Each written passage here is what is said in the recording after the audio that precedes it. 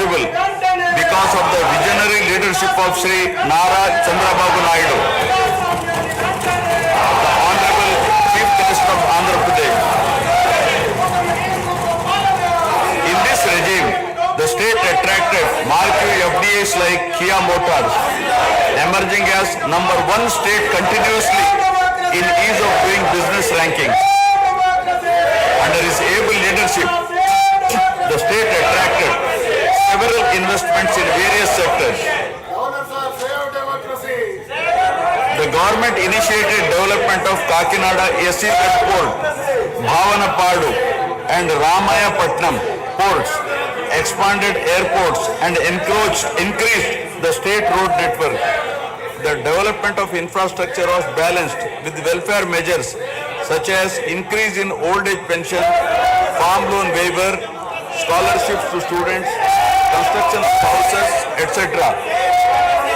These development and welfare measures led to compound annual growth of 13.5% between 2014 to 19.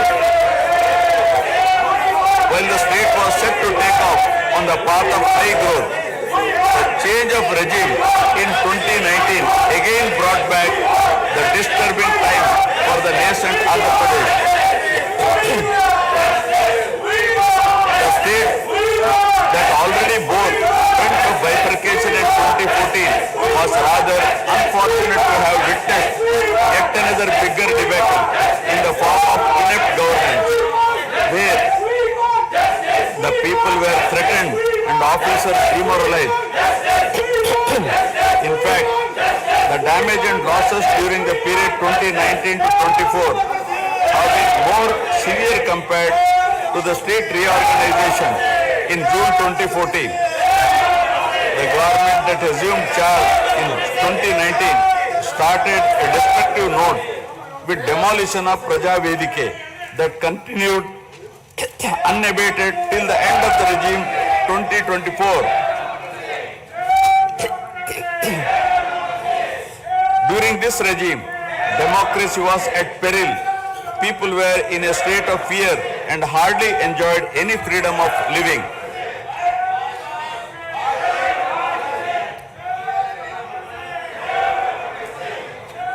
The regime revenge politics had severely hampered the state's prospects for prosperity and growth.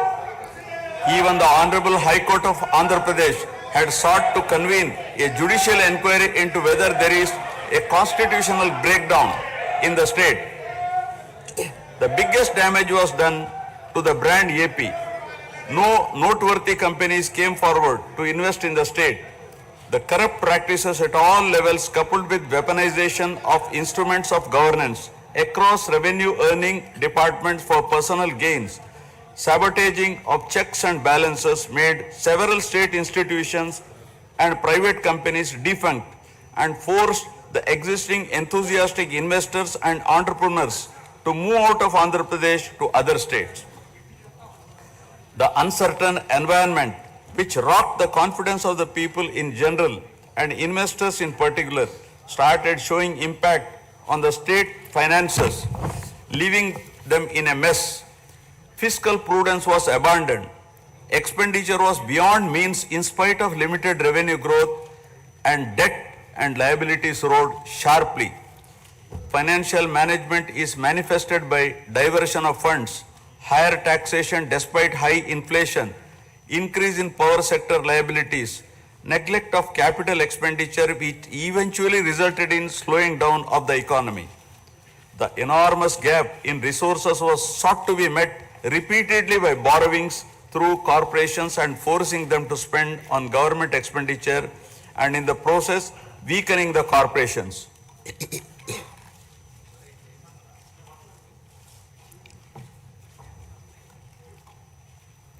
In view of the inordinate delay in clearance of the bills due to strained financial position of the state, many vendors and contractors have approached the High Court of Andhra Pradesh for relief and filed cases against the government.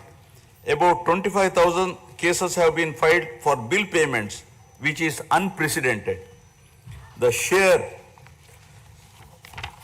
number of contempt cases with personal appearances and arrest warrants against officials in several cases resulted in systematic humiliation and victimization of bureaucracy. This led to complete demoralization of administrative machinery. The capital expenditure reduced by 60% in 2019-24 compared to 2014-19. Departments such as water resources and transport, roads and buildings, which undertake substantial capital works, were left critically short of funds to carry out any works. The capital expenditure on water resources has reduced by 56%, and that on roads and buildings by an alarming 85% during this period. The compound annual growth rate of states-owned tax revenue slipped from 12.8% to 8.1% during this period. On the other hand, the revenue expenditure increased from 7.8% to 10.5%, whereas the capital expenditure growth declined steeply from 26.4% to 3.4%. Lower share of capital expenditure to public debt occurred during the period 2019 to 24 is a clear indicator that the government met revenue expenditure also through borrowed funds. The CAGR in per capita debt has been higher at 14%, while the CAGR in per capita income is only 9.7%. This reflects the fiscal profligacy of the previous regime as no capital formation took place.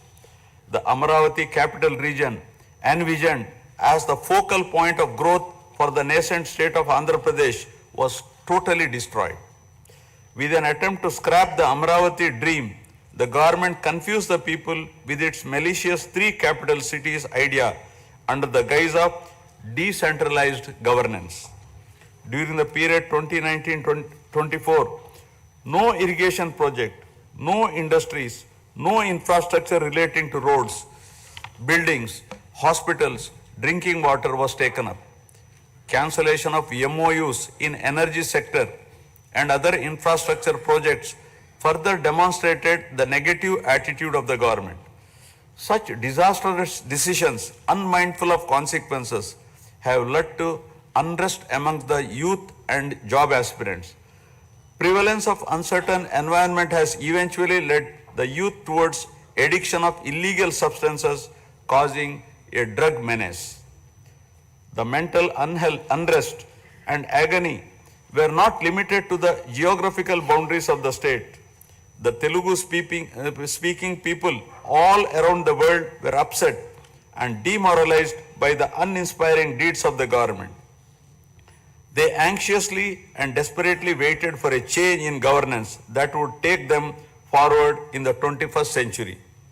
The progressive public policies of the AP government during 1996 to 2004 have today led to empowerment of Telugu people globally, enabling them to be amongst the highest earning Indian diaspora. The condemnation of demolition approach of the previous government by the people of the state, NRIs and other supporters, culminated in a change in government.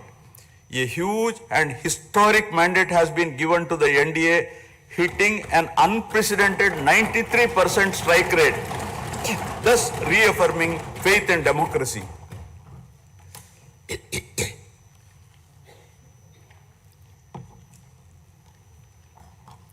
I sincerely congratulate the people of Andhra Pradesh for their wisdom in electing a government that discharges its duties with a futuristic view. Hordes of Andhra people had come from various regions to be part of this historic mandate in favor of future of Andhra Pradesh. The new government has a perfect blend of fresh and experienced honorable members in the assembly. I once again welcome all the members who will be instrumental in making right policies in the interest of good governance and in the spirit of cooperative federalism. Honorable members, at this juncture, I feel it is also important to recall the glorious past of Andhra Pradesh. Renowned as Annapurna, rice bowl of India, the state used to support other states in ensuring food security. As a leader of self-help group concept, Andhra Pradesh stood out as an example in developing entrepreneurship, knowledge economy, and cultivating thrift amongst poor women. Use of IT in all areas of welfare and development was the cornerstone of state's vision. The misrule of the previous government, which lacked transparency, have compelled this government to put the facts before the people about the disruption of systems and rampant corruption prevailing during the last 5-year term. Accordingly, my government has released a series of white papers highlighting numerous discrepancies in fund utilization, misappropriation, resulting in huge loss to the state exchequer and the natural resources base of the state. I would present some of the key takeaways of the white papers. Completion of Polavaram, the lifeline of Andhra Pradesh, is of the highest priority. The Polavaram project has been completely derailed.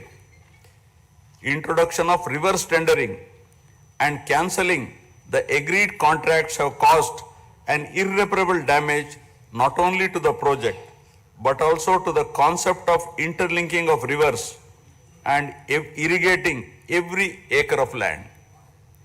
Unilateral announcement of 3 capitals for the state resulting in 1,631 days of farmers' protest. Modification of jurisdiction of the Capital Region Development Authority to 6,993 square kilometers. Shelving preparation of regional master plans. Completing the land acquisition in only 191 acres are some of the events that halted the progress of CRDA. This led to a potential loss of about 7 lakh jobs and estimated loss of wealth of about rupees 2 lakh crore along with loss of investment and growth opportunities. Andhra Pradesh, which enjoyed the distinction of being the first state in the country to have introduced reforms in the power sector in 1990s, had achieved energy sufficiency from 1996 to 2004. After bifurcation, the state faced an energy deficit of 22.5 MU per day. Again, by bringing second generation's reforms in energy sector and promoting renewable energy, the state become energy surplus by 2018.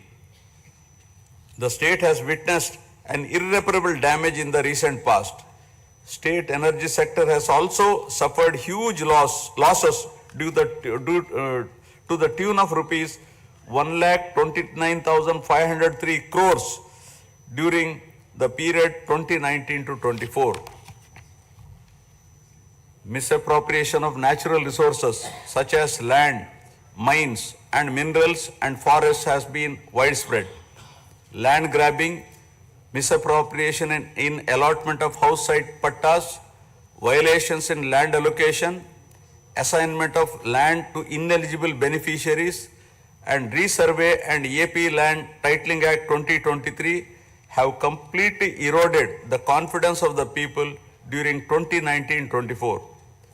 Put together, an amount of rupees 35,576 crore covering 1.75 lakh acres has been estimated as a loss, and the fundamental right of the people to own their property was affected. Looting of sand and mineral wealth is another area that resulted in huge loss to the exchequer and involved corruption. My government has initially estimated that an amount of rupees 19,000 crore has been lost due to illegal activities in these areas. Due to the unfriendly sand policy, 20 lakh construction workers have become unemployed. Due to the inefficient, inappropriate policy making and laxity in enforcement during the periods 2019-24, a cumulative loss to the tune of 9,750 crore has been incurred in mineral revenue.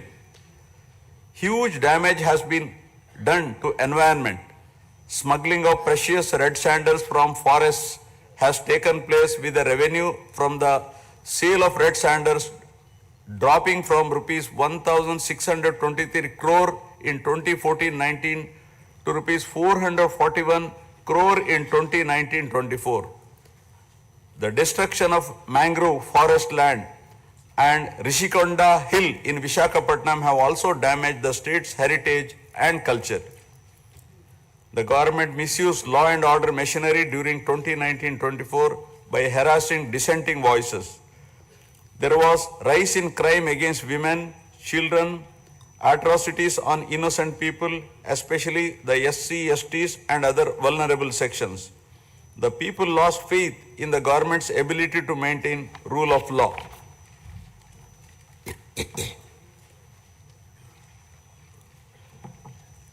The previous government also made a mockery of the excise revenue streams of the state. The VAT on excise was reduced and diverted to AP State Beverages Corporation as a special margin which otherwise would have come to the government as revenue. The government levied the additional retail excise tax on the issue price of liquor sold by APSBCL and escrowed the same for repayment of loans taken by APSDC. While the APSBCL started supplying low quality liquor and introduced unknown brands at significantly higher rates, there was increase in black money due to smuggling of IMFL across the border districts. These policy practices have caused irreparable damage to the excise revenue streams of the state. As a result, it has become difficult for the new government to meet even the essential committed expenditure with the reduced revenue of the state. The overall debt has more than doubled in last 5 years with huge outstanding payments of salaries and pensions, debt repayment for the debt burden of about 10 lakh crore, payments for the power sector dues, civil supplies and other liabilities has become challenging. Putting the governance back on track is truly a Herculean task. My government has already started fulfilling the pre-poll promises and announced that steadfast commitment to Super 6 promises. My government has launched its trademark people-centric governance soon after assuming office with a series of measures such as announcing a mega DSC for filling up 16,347 teacher vacancies, abolishing the Land Titling Act, enhancing social security pensions to rupees 4,000, organizing a skill census, and reopening the Anna canteens to provide food for the poor at a very nominal rate of rupees 5 and supply of free sand. My government will initiate other important measures also. I am sure my government under the able and proven leadership of Shri N. Chandrababu Naidu Garu, the Honorable Chief Minister of Andhra Pradesh, and Shri Pawan Kalyan Garu, Honorable Deputy Chief Minister, with complete support of Shri Narendra Modi Garu, Honorable Prime Minister of India, will make all-out efforts in fulfilling the aspirations of the people for developing the state. Initiating the process, the Honorable Chief Minister visited New Delhi to meet the Honorable Prime Minister and other union ministers concerned and apprise them of the grim financial situation. During the visit, special requests have also been made for hand-holding by the center and extending liberal support to the state. I appeal to the people of the state to understand the current alarming financial situation and cooperate with the government in rebuilding the state. The massive destruction which resulted in huge loss of natural resource base and human value system really makes the reconstruction process difficult and time-taking one. To assess the complete loss, plan for resource mobilization and development is a cumbersome task. It requires collective thinking, extensive discussions with intelligentsia and academicians to explore ways to overcome the current crisis. It also involves finding ways to restart the entire development ecosystem through short, medium and long-term plans in the light of the new development paradigm of Viksit Bharat at 2047. The extent of real damage done to Andhra Pradesh in the last 5 years had not come in public discourse thus far. The misgovernance from 2019 to 24 created a trust deficit with regulatory authorities and damaged the brand of AP amongst investors. The people now given a strong mandate to the NDA to rebuild the brand AP and regain the trust. Honorable members, usually winning elections and assuming responsibility is a happy event. But now we are meeting in different and difficult circumstances. Perhaps for the first time in the country, the members are not in a position to rejoice and have the means to meet people's aspirations immediately. Keeping this in view, my government is proposing to go for budget after meaningful deliberations. With several issues relating to state bifurcation remaining unresolved, my government has taken initiative and visited New Delhi to meet the concerned in union government, including Honorable Prime Minister and also Telangana government, with an intent to quickly find amicable solutions. The resolve shown by the 5 crore people of the state to reinstate democracy and elect people-friendly government with an unprecedented mandate is required to be appreciated yet again at this hour of crisis to help the state to rediscover its past glory. I would like to conclude my speech with the inspiring words of Swami Vivekananda. I quote, "We are responsible for what we are, and whatever we wish ourselves to be, we have the power to make ourselves. If what we are now has been the result of our own past actions, it certainly follows that whatever we wish to be in future can be produced by our present actions. So we have to know how to act." Jai Hind. जनगण मन अधिनायक जय हे भारत भाग्य विधाता पंजाब सिंध गुजरात मराठा द्राविड उत्कल बंगा विंध्य हिमाचल यमुना गंगा उज्जल जलधि तरंगा तव शुभ नामे जागे तव शुभ आशीष मांगे गाहे तव जय गाथा जनगण मंगलदायक जय हे भारत भाग्य विधाता जय हे